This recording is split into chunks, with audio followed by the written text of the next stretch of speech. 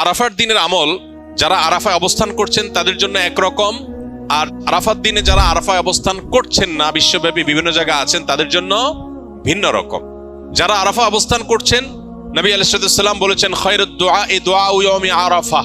এই হাদিসের এই অংশটা যদিও আম, এখান থেকে আরাফাত দিনের দোয়াকে নবীজি বলেছেন আরাফাত দিনের দোয়া হলো সবচেয়ে সেরা দোয়া, বছরে যে কোনো সময়ের মধ্যে সেরা দোয়া হলো আরাফাত দিনের দোয়া।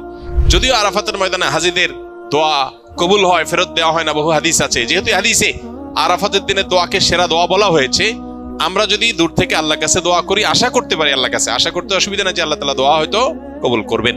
ওয়াখায়রু মা আনা কুলতু আনা ওয়ান নাবিয়্যুনা মিন ক্বাবলি লা ইলাহা ইল্লাল্লাহু ওয়াহদাহু লা শারীকা লাহু লাহুল মুলকু ওয়া লাহুল হামদু ওয়া হুয়া আলা কুল্লি শাইইন কাদির। আরাফাত দিনে নবী রাসূলুল্লাহ সাল্লাল্লাহু আলাইহি ওয়াসাল্লাম বলেছেন, আমি এবং আমার পূর্বে নবী রাসূলরা যত দোয়া আল্লাহর কাছে করেছেন এর মধ্যে সবচেয়ে সেরা হলো এটা, লা ইলাহা ইল্লাল্লাহু ওয়াহদাহু লা শারীকা লাহু লাহুল মুলকু ওয়া লাহুল হামদু ওয়া হুয়া আলা কুল্লি শাইইন কাদির। এটা আমরা বিশেষ করে পাঠ করব। আরাফাত দিনে হাজী সাহেবদের জন্য রোজা রাখা নিষেধ, বেশি বেশি দোয়া করবেন তারা, তাদের জন্য করণীয় আমলগুলো। আর আরাফাত দিনের অনুসরণে জিলহজের 9 তারিখে পৃথিবীর বিভিন্ন প্রান্তে থাকা মুসলমানরা নফল রোজা রাখবেন, এতে 1 বছর পূর্বের আর হায়াতে বাঁচিয়ে রাখলে আল্লাহ তাআলা অগ্রিম 1 বছরের গুনাহ আল্লাহ মাফ করে দিবেন।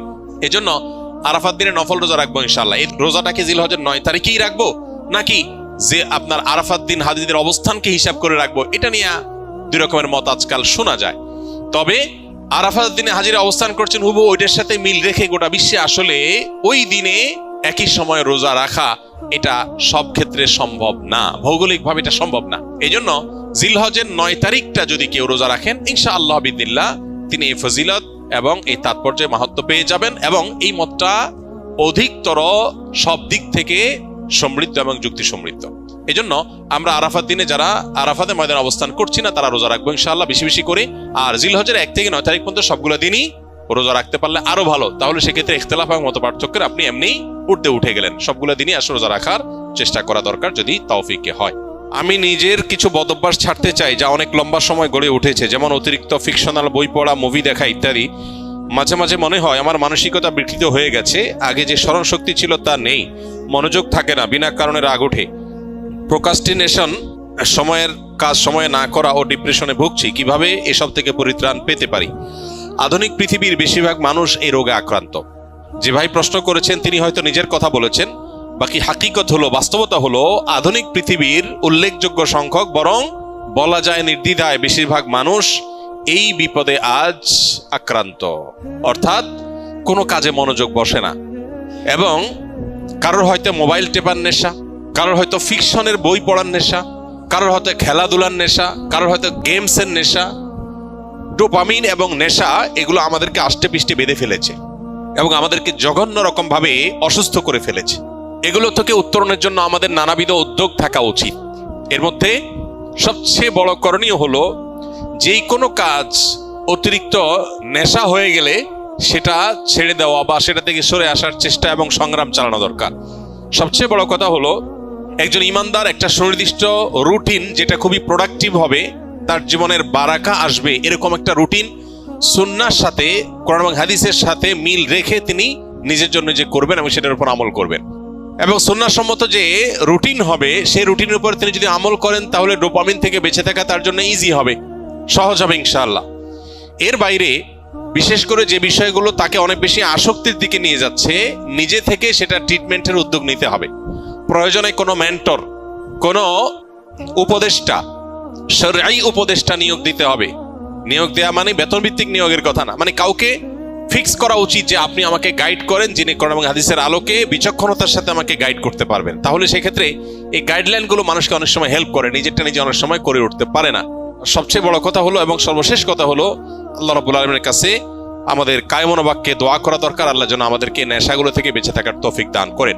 আমাদের টিনেজাররা, উঠতি বয়সের তরুণরা, এমন ছেলে মেয়ে খুঁজে পাওয়া এখন কঠিন যার ভেতরে কোনো নেশা নাই। প্রত্যেকে নানান নেশায়, নানান রকমের বদভ্যাসে আজ আক্রান্ত হয়ে গেছে।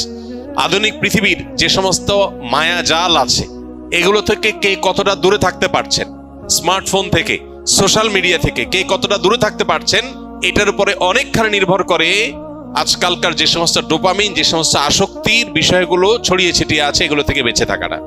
এজন্য মোবাইল ব্যবহার করলেও সেটা লিমিটেড টাইমে ব্যবহার করা উচিত। সোশ্যাল মিডিয়ার ব্যবহার করতে হলেও নির্দিষ্ট সময়, আজকাল অনেক অ্যাপ আছে যে নির্দিষ্ট সময়ের পর এটা লক হয়ে যাবে, সেগুলো ডাউনলোড করে আপনি লক করে ফেলেন, নিজের ব্যাপারে নিজের বিভিন্ন রকম বাইন্ডিংস আনেন।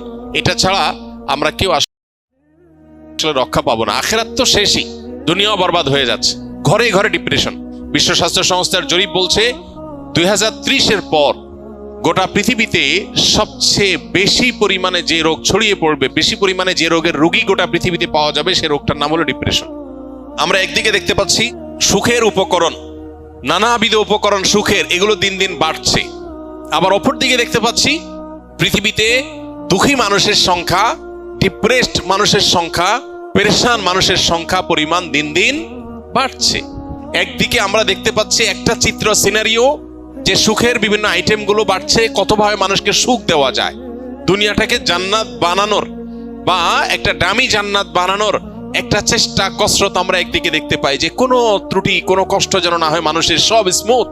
এটা একটা সিনারিও। আর আরেকটা সিনারিও হলো প্রত্যেকটা ঘরে ঘরে, বড়রা তো আর বড়রা, মানব ইতিহাসে কখনো বাচ্চারা যেখানে ডিপ্রেসড এরকম ছিল না, এখন ঘরে ঘরে যত আধুনিক, যত উন্নত, যত অগ্রসর, তত বেশি বাচ্চাদের মধ্যেও ডিপ্রেশন বেশি পাওয়া যাচ্ছে, আত্মহত্যার প্রবণতা বাড়ছে। এটা আমাদেরকে বার্তা দেয় জাগতিক এই সমস্ত উন্নতি অগ্রগতির কোন টুলস মানুষকে সুখী করতে পারে না। আল্লাহ বিজিক্রিল্লাহি তাতমাইন্নুল কুলুব, ঈমান এবং নেকামল ছাড়া, আল্লাহর কাছে আত্মসমর্পণ করা ছাড়া পৃথিবী সুখী হতে পারে না। মানুষ বহু কিছুকে ট্রায়াল করবে, কিন্তু তাকে ব্যাক করতে হবে দিন শেষে ইসলামের দিকে। আল্লাহ তাআলা আমাদেরকে বুঝার তৌফিক দান করুন।